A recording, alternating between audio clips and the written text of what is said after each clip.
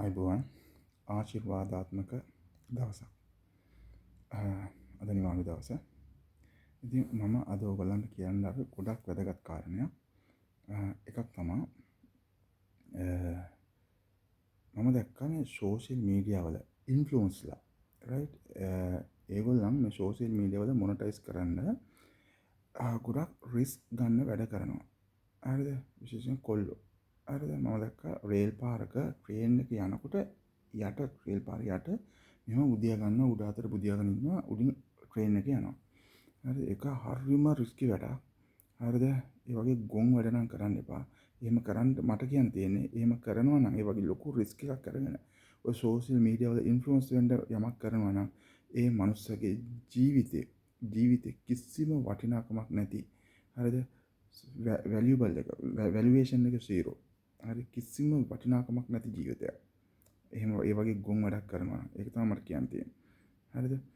ඉතින් ඒ වගේ මෝඩ තකතිරු වැඩ කරන්න එපා. ඒගොල්ලන් දන්නේ නැහැ මේ ජීවිතේ කොච්චර වටිනවද කියලා. ජීවිතේ කොච්චර වටිනවද කියලා. රුපියල් කෝටියක් නෙමෙයි කෝටි 100ක් දුන්නත් මේ ජීවිතේ ඊට වැඩිය වටිනවා. හරි?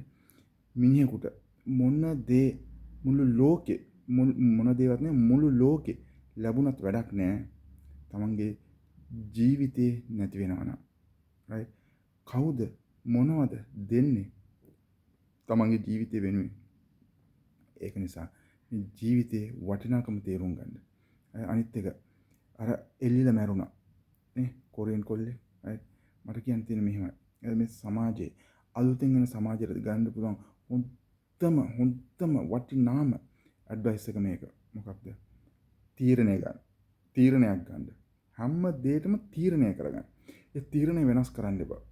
එක තීරණයක් ගන්න මොන දේ ආවත් තමන් සිත් රිදවා නොගැනීමට කනගාටු නොගැනීමට එක තීරණයක් ගන්න. මොන දේ ආවත් මම මගේ සිත් රිදවා ගන්නෙ නැහැ. මම කනගාටු වෙන්නේ නැහැ කියන තීරණය ගන්න. රයිට්? ඒ වගේ හැම දෙයකටම ජීවිතේ හැම දෙයකටම මම කවදාවත් රෝගී වෙන්නේ නැහැ. මම දුප්පත් වෙන්නේ නැහැ. මම අසාර්ථක වෙන්නේ නැහැ. එහෙනම් තීරණය ගන්න තීරණේ ඉන්න. මොන දේ ආවත් වටින් මොන සාක්ෂි ආවත් ඒවා ගණන් ගන්න එපා. තේරෙනවද? හරි තීරණයක් ගන්න. මේ වැදගත්ම පණිවිඩේ තීරණ ගැනීම. Tamanට ડિප්‍රෙෂන් හැදිලා, ඇන්සයිටි හැදිලා, ඒ වගේ මානසිකව වැටිලා.